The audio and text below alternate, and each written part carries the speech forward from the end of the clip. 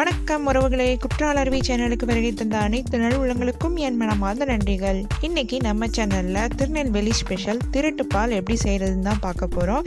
இது ரொம்பவே ஹெல்த்தியான ஸ்வீட்டு, ரொம்பவே ஈஸியாகவும் செஞ்சிடலாம். இது செய்யறதுக்கு தேவையான பொருட்கள் என்னென்னு பார்க்கலாம் வாங்க. நான் இன்னைக்கு ஒரு தேங்காய் எடுத்திருக்கேன். இந்த தேங்காய் நான் கும்பத்தில் வச்ச தேங்காய், அதனால ஸ்வீட் பண்ணுறது தான் யூஸ் பண்ண முடியும். இந்த ஒரு தேங்காயை ஃபுல்லாக பூ மாதிரி நம்ம துருகி எடுத்துக்கலாம்.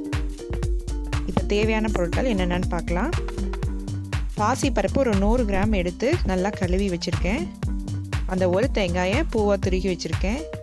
4 ஏலக்காய் எடுத்திருக்கேன். ஒரு 150 ml பால் எடுத்திருக்கேன். 200 கிராம் வெல்லம் எடுத்திருக்கேன். ஃபஸ்ட்டு இந்த பாசி பருப்பை நம்ம வறுத்துக்கலாம். ஒரு பேன் வச்சுக்கோங்க. பேன் ஹீட் ஆனதும் நம்ம கழுவி வச்சுருக்க பாசி பருப்பை சேர்த்து நல்லா வாசம் வர வரைக்கும் வறுத்துக்கலாம். பாசிப்பருப்பு கருகிடக்கூடாது.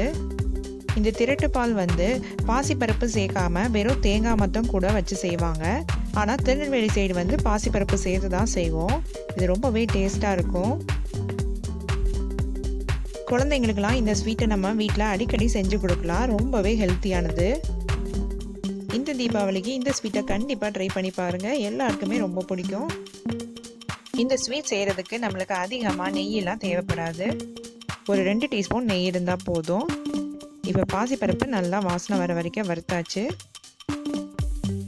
பாசிப்பருப்பு கலரும் மாறிடாமல் இந்த மாதிரி நல்லா வறுத்து எடுத்துக்கணும். இப்போ இதை ஒரு மிக்ஸி ஜாரில் போட்டு நல்லா பவுட்ரு பண்ணி எடுத்துக்கலாம். இந்த மாதிரி நல்லா பவுட்ரு பண்ணதுக்கப்புறம் இப்போ இது கூடவே நம்ம எடுத்து வச்சுருக்கிற ஏலக்காயும் துருகி வச்சுருக்க தேங்காய் பூவும் சேர்த்துக்கலாம். சேர்த்து நல்லா பேஸ்ட்டாக அரைச்சிக்கணும். தண்ணி எதுவும் சேர்க்க வேண்டாம். தேங்காயில் இருக்க தண்ணியே போதும். நல்லா ஸ்மூத் பேஸ்ட்டாக இந்த மாதிரி அரைச்சி எடுத்துக்கணும். இப்போ ஸ்டவ் ஆன் பண்ணி ஒரு கடாய் வச்சுக்கலாம். கடாய் ஹீட் ஆனதும் நம்ம எடுத்து வச்சுருக்கிற 150 ml பாலை சேர்த்துக்கலாம். பால் நல்லா கொதிக்கட்டும். அந்த கேப்பில் நம்ம எடுத்து வச்சுருக்க வெல்லத்தை தண்ணியில் கரைச்சிக்கலாம். இப்போ ஒரு சாஸ்பேனில் நம்ம எடுத்து வச்சுருக்கிற வெல்லத்தை சேர்த்து அது மூழ்கிற அளவுக்கு கொஞ்சமாக தண்ணி சேர்த்து நல்லா கரைச்சிட்டு வந்துக்கலாம். பால் நல்லா கொதித்து இந்த மாதிரி பொங்க ஆரம்பிக்கும் போது ஒரு தடவை நல்லா மிக்ஸ் பண்ணி விட்டுட்டு நம்ம அரைச்சி வச்சுருக்கிற தேங்காய் பாசிப்பருப்பு பேஸ்ட்டை சேர்த்துக்கலாம்.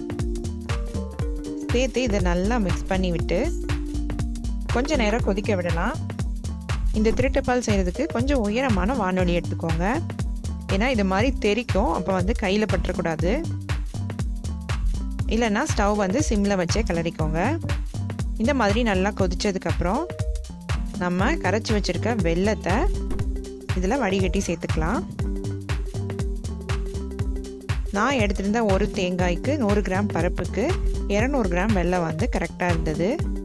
அதுக்கு மேலே சேர்த்தோன்னா ரொம்ப திகட்டுற மாதிரி இருக்கும். ஒருவேளை நீங்கள் இனிப்பு அதிகமாக சேர்த்துக்குவீங்கன்னா இன்னும் கொஞ்சம் சேர்த்துக்கோங்க. வெல்லம் சேர்த்ததுக்கப்புறம் இந்த மாதிரி கிளறிக்கிட்டே இருக்கணும். நீங்கள் நான்ஸ்டிக் பேனில் பண்ணிங்கன்னா அவ்வளோ சீக்கிரம் பிடிக்காது. இல்லைனா நீங்கள் கைவிடாமல் இந்த மாதிரி கிளறிக்கிட்டே இருக்கணும். இதில் இருக்க தண்ணி எல்லாமே நல்லா வற்றி நல்லா திக்காகணும். அது வரைக்கும் நல்லா கிளறி விட்டுக்கிட்டே இருக்கலாம். இந்த திரட்டுப்பால் செய்கிறதுக்கு கண்டிப்பாக வெள்ளை சர்க்கரை சேர்க்காதீங்க. நாட்டு சர்க்கரை, வெல்லம், கருப்பட்டி இந்த மாதிரி சேர்த்துக்கோங்க. அப்போ தான் ரொம்ப ஹெல்த்தியாக இருக்கும். 100 கிராம் பருப்பு ஒரு தேங்காய் வச்சு நம்ம செய்கிற இந்த ஸ்வீட் 1/2 கிலோலேருந்து 3/4 கிலோ வரைக்கும் கிடைக்கும். இப்போ நல்லா தண்ணியெல்லாம் வற்றி சுருண்டு வந்திருக்கு. இன்னுமே பேனில் ஒட்டாமல் வரணும். அது வரைக்கும் நம்ம நல்லா கிளறி விட்டுக்கிட்டே இருக்கலாம். நிறைய நெய்யெல்லாம் சேர்க்காம ரொம்பவே சிம்பிளாக செய்யக்கூடிய இந்த ஸ்வீட் அடிக்கடி நம்ம வீட்டில் செஞ்சுக்கலாம். இந்த மாதிரி கைவிடாமல் நல்லா கிளறிக்கிட்டே இருக்கணும். இந்த திரட்டுப்பால் பால்கோவா மாதிரி தான் இருக்கும். அதனால இதில் நட்ஸ் எதுவும் சேர்க்க தேவையில்லை. நீங்கள் விருப்பப்பட்டால் இதில் நட்ஸு சேர்த்துக்கலாம். இந்த மாதிரி நல்லா பேனில் ஒட்டாமல் சுருண்டு வந்ததுக்கப்புறம் ஒரே ஒரு டீஸ்பூன் நெய் மட்டும் சேர்த்துக்கலாம். நெய் அதிகமாக சேர்க்க தேவையில்லை. நம்மளுக்கு பேனில் ஒட்டாமல் வர்றதுக்காக தான் இந்த நெய்யும் சேர்க்குறோம். நெய் சேர்த்துட்டு ஒரு தடவை நல்லா இந்த மாதிரி மிக்ஸ் பண்ணி விட்டுருங்க. அவ்வளோதான், நம்மளோட திரட்டுப்பால் சூப்பராக ரெடி ஆயிடுச்சு. இந்த திருநெல்வேலி ஸ்பெஷல் திரட்டுப்பாலை கண்டிப்பாக இந்த தீபாவளிக்கு நீங்கள் செஞ்சு பாருங்கள். ரொம்பவே டேஸ்ட்டாக இருக்கும். அதிகமாக நெய் இல்லாமல் ரொம்பவே ஹெல்த்தியாக ஒரு ஸ்வீட் செய்யணும்னா கண்டிப்பாக இந்த திரட்டுப்பால் செய்யலாம். நான் கொஞ்சமாக பாதாமை கட் பண்ணி சேர்த்துருக்கேன். இந்த வீடியோ உங்களுக்கு பிடிச்சிருந்ததுன்னா லைக் பண்ணுங்கள், ஷேர் பண்ணுங்கள், சப்ஸ்கிரைப் பண்ணுங்கள். நன்றி, வணக்கம்.